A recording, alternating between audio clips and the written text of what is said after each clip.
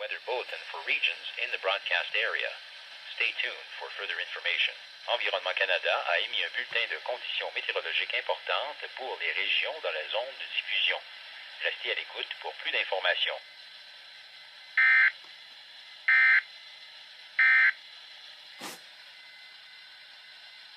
Environment Canada has updated a severe weather bulletin for Southern Ontario at 11:04 a.m. Eastern Standard Time, Saturday, February 14th, 2015.